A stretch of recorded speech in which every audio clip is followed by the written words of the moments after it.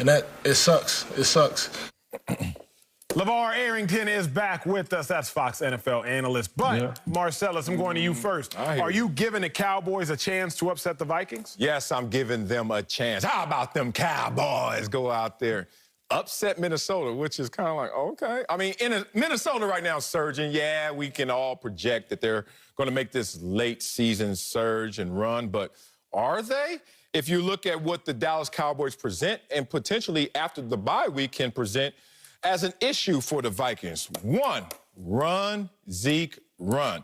We haven't seen him run effectively all year long, but coming off the bye week, it's interesting to watch Ezekiel Elliott and how they're going to use him because of the carousel that they've had at quarterback. Andy Dalton should be the quarterback of the Cowboys, and Andy Dalton, interestingly enough, is a late season quarterback.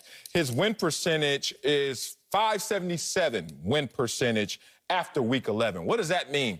Not much unless you know what the other quarterback does usually after week 11. Oh, Kirk Cousins is a losing quarterback in those same games from week 11 on, 18 and 19 in his career. That doesn't mean a ton, but it means something. And then you can attach that to Ezekiel Elliott, fresh legs coming off the bye week, and they know that they have to lean on him to shorten the game, give them time of possession, and let the Cowboys defense go out there and make some hay. The Cowboys defense, since week 7, this is a number 11 defense. The Cowboys, who were at the bottom of the barrel fighting with the Seattle Seahawks, are now number 11. And we saw them play well against Pittsburgh. Don't lie about that. So the Minnesota Vikings coming in here thinking the Dallas Cowboys are their record will be surprised. Ezekiel Elliott run the ball. You keep the ball. Andy Dalton, work some of your late season magic as you normally do. And in this situation, Cowboys go out there, surprise them. Big bro, it's been a long show for us of disagreement, so it's about time that we agree. Although I'm in my Vikings purple, I have to say I do think the Cowboys got a chance to win this one. I am old enough to remember week 2 of this season when Kirk Cousins threw 3 interceptions and 113 yards. I'm old enough to remember when head coach of the Vikings said, we can't start winning until we stop losing. I'm old enough to remember that this Vikings team, which we're seeing now, and they bag. Dominant performances on defense. Dalvin Cook has been balling, acting like crazy, doing what he was doing, better than what he was doing even in college. Like, this Vikings team is dominant right now. But this ain't been the whole story for the Vikings. Let's look at Jekyll and Hyde talking about the Vikings 2020 season. The first 3 weeks, 0-3.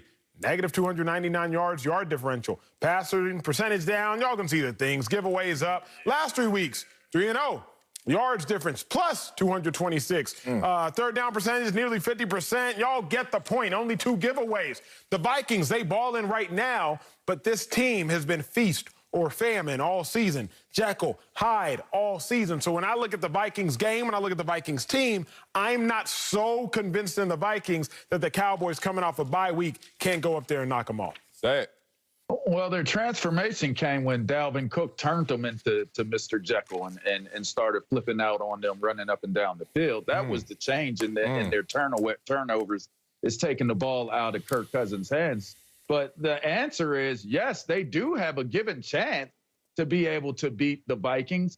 But I got to disagree with you, Marcellus, on the idea of Andy Dalton being a late season guy, second season guy. Who cares? And we got to get the ball to Ezekiel Elliott. How do we get that to work? Who cares? Right? For me, I'm looking at this as, I know from experience playing on some really, really bad teams by the halfway point of the season, what the mentality and the thought process of a wounded animal backed into the corner and how they may come out and fight. Sometimes they come out willing to just die. Lay down, go ahead, it's over, done. But some of them animals come up out of that corner and they fight a little harder than what you would have anticipated and expected because it's survival. And so this Dallas team is in dire straits right now. They're going to fight to try to win the game for whatever their own personal reasons will be. But I do not see them being able to win this game and it being a correlation to what the rest of their season is going to be. Bad teams can put together one game and win one game. Bad teams don't put together strings of victories and win at a rapid clip. So I don't see it being a correlation, but they do have a chance to win. I love that point about the motivation, especially latter part of the season when you're not a good team. How do you come out? Well, I'm going to challenge some of these competitors and be specific and talk about Ezekiel Elliott. Cowboys know that they roll if Zeke rolls. They're 22-4 all time when Zeke rushes for 100 yards or more. Now, he hasn't rushed for 100 yards this entire season, but this is his first game coming off the bye. Maybe you'll see an improved performance by Zeke. But it's interesting reading some articles out of Dallas that they're trying something new with Mike McCarthy. This week, they're trying... Is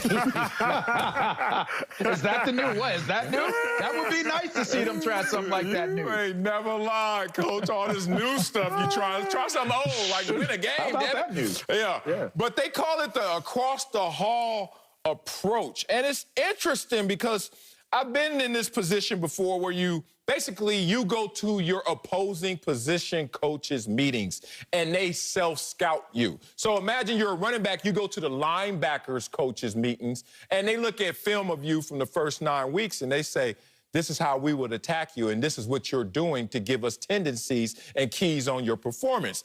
And that's an interesting approach because Ezekiel Elliott knows the challenge of playing his Minnesota Vikings team. Last year, when they played each other, Minnesota won that game, close game, and Dalvin Cook and Ezekiel Elliott were highlighted as the two best running backs going head-to-head, who's better, and they both try to show reverence and deference. Oh, it's him, oh, it's me. But Ezekiel lost that matchup head-to-head.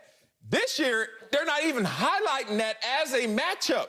Think about that if you're Ezekiel Elliott just in one calendar year. You're not even being highlighted as the premier player that's going against their premier player. I know back in my days when I used to look at the programs or the season tickets or the billboards, when you start to be highlighting, when you start to know that group shot and they stop putting you in it. Even if I ain't on the cover, you better have a whole bunch of pictures of me on that You got program. feelings, and that's my point. I think some of that motivation may pour, especially in Ezekiel's cup. Yo, I love that. I'm going to go statistical because Cowboys fans, I'm a Cowboys fan, contrary to common belief. Because I'm an Eagles fan, y'all think it's mutually exclusive. No, I was born in Dallas. And if the Cowboys do well, we can talk about y'all on TV, and people like to watch the Cowboys. Helps ratings. What I will say is this. If you're trying to grasp at the straws that I've been grasping at, Mike McCarthy, his first 9 years in Green Bay, coming off the bye week, he had won 8 of the 9 games. Yeah. So Mike McCarthy has shown us, okay, coming off a bye week, he can get his guys in order, at least his first 9 years in Green Bay. The other thing I look at, Cowboys fans, the Vikings, they're 1-3 at home this season. They allowed 34 points at home in those 4 games, and they've allowed 462 yards a game at their home games. Worst pace of any team in the Super Bowl era defensively. So if it is time for Zeke to eat, if Andy Dalton is back, you still got those